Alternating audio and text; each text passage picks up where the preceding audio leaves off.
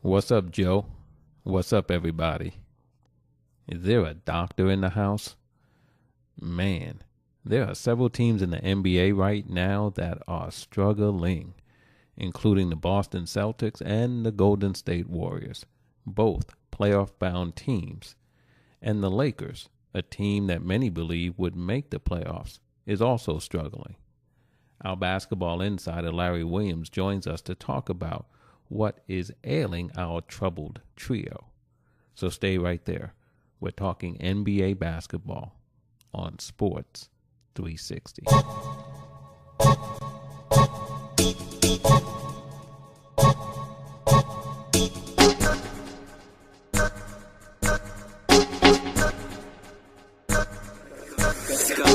And I'm pleased again to have Larry Williams with me here on Sports 360 to talk a little NBA basketball. And today we're going to talk about a few teams who have been struggling a little bit. But first, Larry, how are you doing today?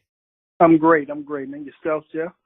I'm doing great too. I'm doing great too. I'm enjoying these games, the NBA games, as it comes down to the final part of the season.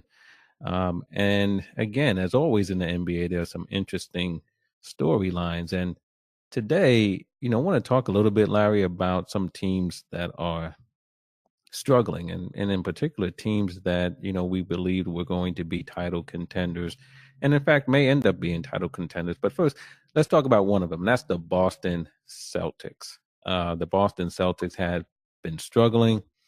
As we're recording this, they beat the Golden State Warriors last night in Oakland by 33 points. So that was a big win for them.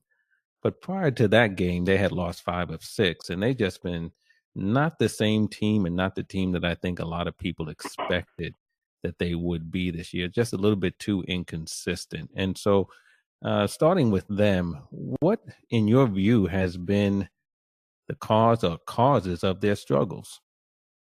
Well, I think it's a number of things. Just leading back right away, I see the fact that they got a lot of young players, and most of their players were used to winning in college, and now they're losing and it's going through some hard times, so that they're not handling the adversity.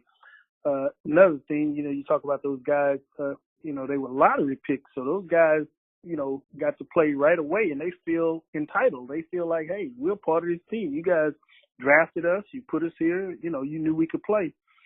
And with young people, you deal with the law of recency.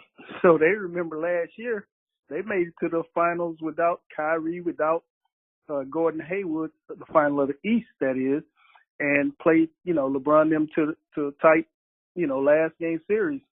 And doesn't seem like they're handling that prosperity well. They're forgetting that in order to do that again, you got to work harder this year, because it's always harder to do things the second time when it depends on another opponent, because they're prepared for you.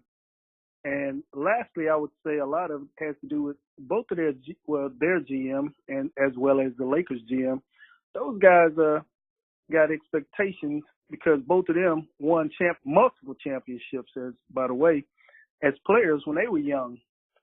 So their expectation may be too high for the kids, that are there in Boston right now. So those are factors that, we all got to weigh, along with Kyrie, boasting his opinions. And that may not fit too well with, as the guys say, I'm a grown man now. You can't talk to me that way. And, their feelings are hurt because their skin is not tough like guys used to be. So those are all factors that I think weigh in on what's going on right now on the court. We can speculate a lot of things, but just from being a former player, I know those would be things that would bother me, if I was a young guy. And you mentioned Kyrie, and obviously with this team, he is a central figure. He has, made some statements recently about not liking the business aspect of the game and so forth. And he also made some statements about being a leader on the team. But you make an interesting point that last year, this young group of players made it to the Eastern Conference Final without Kyrie and without Gordon Hayward. And even this year, Kyrie has missed a certain number of games and the team has still played well. And so it sort of leads us to a question, and that is, are these Celtics a better team without Kyrie Irving? Well, that's a question to be asked, and it's been proven that they have won, on a big stage, and they've won games, and they won series without him. So if the facts are the facts, then that is a statement that someone could factually make, But I would beg to differ differently. That if I wanted to play basketball with a team, I'd rather have Kyrie on my team than not on my team. That would just be my personal opinion. Yeah, I feel the same way. I mean, he's a extremely talented player, and he's won a championship, and he was a terrific number 2 for LeBron James in Cleveland. And, I think that people believe that Kevin Love, when they brought him into Cleveland, that he was going to be the number 2, but it was Kyrie Irving who was, he was Robin to, legit LeBron James being Batman. He really was a strong number 2 for LeBron. So I agree. I'd rather have Kyrie on my team than not. And, with the lineup, with that, all the injuries and everything that's taken place this year and all the altering of the lineups, I mean, that goes to a part of it, not getting used to playing with the same guys every game, and the change is just hard on anyone, let alone when you depend on a group, a team effort, and you're not knowing who's on the floor with you, this game to next game. The pace of the game changes depending on who your point guard is. So, it's one way with Kyrie, it's another way with Terry Rozier, maybe another way with Marcus Smart. So all those factors, come into play with whenever you're playing, at this level. Right. And, the Celtics, again, they had a big win last night. Again, when we're recording this, they had beat the Warriors last night. They're playing Sacramento tonight, and will be playing LeBron and the Lakers on Saturday. And the Lakers are another team that is struggling. And I believe, though, that their struggles have pretty much ended their season. I don't believe that they're going to make the postseason this year. And so when you look at the Lakers, what in your view has been the source of their struggles? I mean, their struggles are almost identical to that I just stated with the Celtics, with the exception is the only exception I would probably leave is that those guys don't have the history of winning last year that the Celtics had. Those guys were losing last year. But all the other factors that I just said, the Lakers had, the young guys, they've been winning in college. Now they can't handle adversity, just wanting to be entitled to something, and again, the GM's expectation, Magic Johnson, won his second year. He went to the championship his first year, won his second year in the NBA, and, when you get used to those kind of things, your expectation is a lot higher. So, I mean, it's hard enough to know that you're playing for Magic Johnson in itself. And with those young kids going through all different kind of turmoils of thinking they're going to be traded and not knowing, whether they're going to be on the Lakers team, when everything comes through, when it finally ends, those things were stressing those kids. And it definitely has affected their play. And once you get behind the curve, once you dig a rut, it's kind of hard to get out. Right. And you're talking about when, the team was pursuing Anthony Davis, and so many of these young players were mentioned as being a part of that trade package if they were to get him.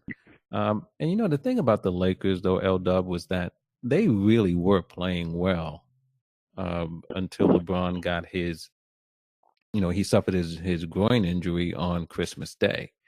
And from there, it seems that they really have gone, downhill. And so It's been a really rough patch for them, but I believe that right now they need to be looking toward next season. And having said that, you using LeBron, as the leader for the Lakers, and we're saying Kyrie's the leader for the Celtics. Charles Barkley made that statement this morning about, when guys got to understand one thing, when they're the man on the team, you got to take the heat as well as, the prizes. And when it comes down, he said he never remembered anyone coming up to Mark West or Cedric Sabalas and asking them, why they didn't win a championship at Phoenix. He said, but he gets constantly asked that question, because again, he was the man. And if those guys, are going to lead those teams to where they need to be, they're going to have to come up with a better approach when they go to the media, to speak on those kids. Perhaps you got to understand that everybody's, some people are sensitive. Everybody's not as tough as you are. And if that was the case, they would be superstars. So I think everybody's learning from this, this whole process. And I think Kyrie and LeBron is understanding what they can and can't say to their teammates now. And I think at the end, they'll all come out better. They say if it don't kill you, it makes you stronger. Yeah. Well, and now I want to talk about a third team, though, that is also struggling, and that actually is the Golden State Warriors. As I mentioned, last night, the Celtics beat them on the Warriors' home floor by 33 points. The Warriors are only 3-5 in their last 8 games. I mean, they've lost to Houston, they've lost to Boston, and they've also lost to Miami and Orlando. Should there be cause of concern with the Warriors? Man, the Warriors, Shaq made a statement also last night. He was talking about how bored they were. Winning can be boring if you don't, if you don't know how to funnel your energy. You can get bored. You're like, well, another game we're going to beat someone. And I think that's what the Warriors really are. They just expect to win every game when they step on the floor. I mean, I just think so. I don't think it's working out as well as they did think it would be working out with DeMarcus Cousins, even though I know he's still probably the best center in the NBA right now. It's just chemistry is what winning is about. And right now, I think they're going to be okay once they figure out what it is he needs to do, what they need to do to help him, as well as get theirs. But a lot of their losing coming right now because of their glue guy, which is Klay Thompson.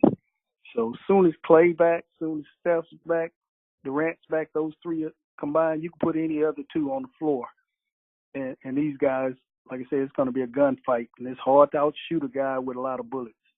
And you only have a few. You mentioned Klay Thompson, and usually when you think of the Warriors, Steph first, Durant. Klay is also, prominently a part of that group, but sometimes he seems to be the forgotten man. And you just referred to him as the glue guy. Why do you see him as the glue to that team? Hey, he's the only one that every night, consistently you can eke him in, but to probably and be safe if you say he's 20 and he's holding his man to 15. You can safely say that. So he's going to win every battle he's up against constantly. The other guys, I mean, I've seen Steph struggle the other night, and then his guy, matter of fact, they struggled against Kemba Walker, and Kemba Walker lit him up for like 30-something. They struggled against James Harden, and James Harden lit him up for 30-something. So matchup-wise, Klay's going to do everything that's expected of him and more. The other guys, you expect them to score. You expect Durant to get a couple of rebounds and, block a few shots. Steph make a few steals and a few assists. But in some games, Steph will go without assists. He'll still score, but he'll go without assists. The only constant common denominator all the time is Klay Thompson. So when you look at him, he does the dirty work. He does, skill work. He holds the best man on the team most of the time. He's the glue guy. He's the guy that he can get the job done no matter what his task is. And even though the Warriors are struggling right now, I have to believe that until someone knocks them off, that they'll get the job done as well. And so, even though they're struggling, I don't think it's a lot of concern for them. The Lakers are struggling. I don't think there's a lot of concern for them either, but for a different reason, L Dub. It's because they're going home, right? If we were on TNT, we would make those gone fishing signs for them right about now because they are about to go fishing. Their season's gonna end early, and so they're gonna be out there on the lake, going fishing because they're in a tailspin that I don't think they can get out of in time to qualify for the playoffs. I'll The agree. Celtics remain an interesting team though because of their talent level. Correct. We know they can go deep in the playoffs, but also because of their inconsistency that they've shown this year, it's not out of the realm that they might be a first round exit. So I think they're the team that we want to look at. Of the three teams here that we're talking about today who are struggling, to me, the real question mark is the Boston Celtics. Okay, and again, when it comes to the playoffs, which I know the Warriors and the Celtics will be in the playoffs, I'll make it this simple for anybody that wanted to guesstimate who has the best chances. You look at this roster because when you get to the playoffs, you're only playing about 8 guys. With Boston, you got Kyrie Irving, Al Horford, Gordon Hayward, Marcus Morris, Jason Tatum, Jaylen Brown, Terry Rozier, and Marcus Smart. For the Golden State Warriors, you got Steph Curry, Kevin Durant, Klay Thompson, DeMarcus Cousins, Draymond Green, Andrew Iguodala, Jordan Bell, and I got Quinn Snyder because he's playing because Childress is hurt. Childress is hurt right now. So Quinn Cook, you mean? Quinn Cook. Yeah, I got Quinn Cook from Duke because Childress is hurt right now. So my question was, out of all those players, how many of them have played and won a finals, championship? And the answer would be everybody on the Warriors side. And when you go to the other side, the only one that's won a championship is Kyrie. So when you got one guy who's won a championship, and he's the guy that the players are thinking is causing the distraction, and then you got 8 guys who have all won championship, and they've all agreed that this is the approach we should take. Which team would you put your money on to say has the best chance of winning? I mean, the ones that have been there. I mean, they understand what it's going to take. So I don't think until Steve Kerr comes up and says, "Hey, I'm concerned now," or if one of the players, Steph or KD, say, "Hey, I'm concerned now," I wouldn't be concerned with Golden State. Boston, we've heard 2 tales of two cities in less than 2 days. One will say, "Hey, we got it together. We flew around the airport. It was a long trip, so that gave us time to bond." Well, you got a short trip now. You're just going to go right across to Sacramento. So is that going to be long enough to get the plan in effect? So we'll see tonight. It'll tell. But my money, if I had to bet right now before a game, I would say the Warriors still have the best chance out of those 2 teams of getting to the finals. Right. And we're just going to have to wait and see, what happens with the Celtics and whether or not they can get their act together. They certainly, as you just mentioned, as you ran through those players, they have the talent. It's just a matter of whether they can come together and put it all together and win some games down the stretch and into the postseason. So we'll see. We'll see, L-Dub.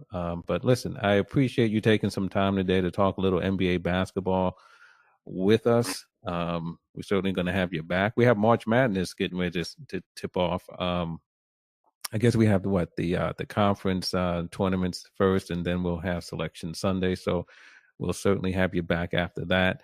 And even before that, if there are some things breaking off in the NBA or in college. But I do appreciate you taking some time to stop by today to talk a little NBA basketball. Hey, thanks for having me. I'm looking forward to continuing our conversations. All right. So thanks again, L Dub, and I'll talk to you soon. Take care. Have a good day. Okay.